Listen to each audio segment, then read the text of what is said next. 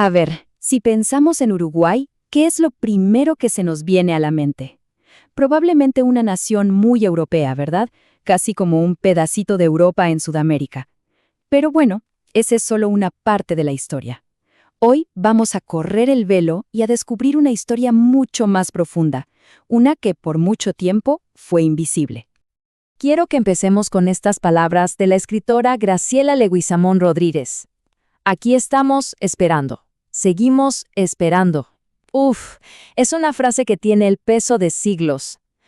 Pero, ¿esperando qué exactamente? Pues esperando que la historia completa de una nación, por fin, sea contada. Bien, vamos directo a los datos. Miren esto. El censo oficial de 2011 nos muestra una realidad que no se puede negar. Un 8.1% de la población uruguaya se identifica como afrodescendiente. Y ojo, no es una cifra para nada menor. Esto nos dice clarísimo que la idea de un Uruguay totalmente blanco no es real, es más bien un mito que se construyó. Ok, para entender bien cómo se llegó a este punto, esta va a ser nuestra hoja de ruta.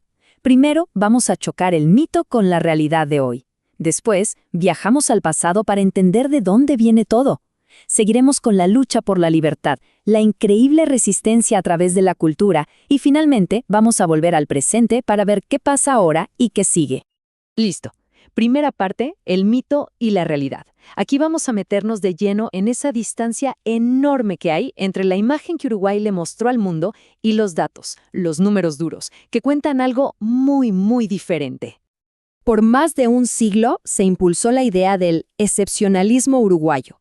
O sea, la historia era que Uruguay era una sociedad casi perfecta, sin desigualdades, donde el racismo era cosa del pasado y que se había construido solo con el esfuerzo de inmigrantes europeos.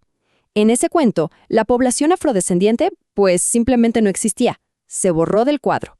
Y es justo aquí donde ese mito se hace pedazos contra la realidad. Los datos de 2018 muestran que la tasa de pobreza entre la población afrodescendiente es más del doble que la del resto de la gente. O sea, hacer invisible a un grupo por tanto tiempo tiene consecuencias muy reales, muy tangibles, que se sienten hoy. Y esto nos lleva a la pregunta clave. A ver, si la realidad es esta, ¿cómo es que se construyó un mito tan fuerte, tan duradero? Para encontrar la respuesta, sí, tenemos que irnos para atrás en el tiempo. Pasamos a la segunda parte, un viaje forzado. Aquí vamos a explorar los comienzos, los dolorosos comienzos de la presencia africana en esta región del mundo. Esta línea de tiempo nos resume casi 250 años de historia, desde la primera llegada que se tiene registrada en 1587, la trata de personas esclavizadas fue algo constante en el Río de la Plata. Fíjense en este dato. Solo entre 1777 y 1812 llegaron más de 70.000 personas secuestradas, un flujo terrible que no se detuvo del todo hasta 1835. En Montevideo había un lugar específico para esto, el llamado Caserío de Negros.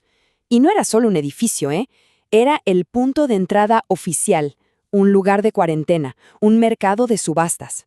Era el espacio físico donde a miles de personas se les quitaba su humanidad, su identidad, y donde empezaba una nueva y brutal realidad. Y esta cifra es escalofriante, pero nos muestra la brutalidad del sistema. Se calcula que, en promedio, un 30% de las personas que eran forzadas a embarcar en África morían durante el viaje por el Atlántico. El trato inhumano, las enfermedades, la desesperación se cobraba un precio altísimo antes siquiera de llegar. Avancemos a la tercera parte, la larga lucha por la libertad. Porque la abolición legal de la esclavitud en 1842 no fue un final feliz. Fue más bien el comienzo de otra lucha, una nueva y muy compleja. En esta época hubo un choque de dos fuerzas. Por un lado, tenías la política oficial del Estado, que era la del blanqueamiento. O sea, traer inmigrantes de Europa para, literalmente, hacer la nación más blanca y borrar cualquier otra herencia. Pero por otro lado, en la calle, en la vida real, lo que pasaba era un empardecimiento cultural, una mezcla inevitable y riquísima que la política oficial quería negar a toda costa. Entonces, la pregunta es, ¿cómo lograron esa invisibilidad? Bueno, no fue por accidente. Primero, Dejaron de preguntar sobre la ascendencia en los censos por más de 100 años. Es simple, si no se cuenta, no existe para las estadísticas. Segundo, la educación. Los libros de texto solo hablaban de gauchos y europeos. Y tercero, tomaron algo tan vital como el candombe y lo etiquetaron como simple folclore, quitándole todo su significado de resistencia, de memoria y de comunidad. Y esto nos lleva a la cuarta parte, la cultura como resistencia. Porque frente a este intento de borrarlos del mapa, la comunidad afro-uruguaya no se quedó quieta, para nada.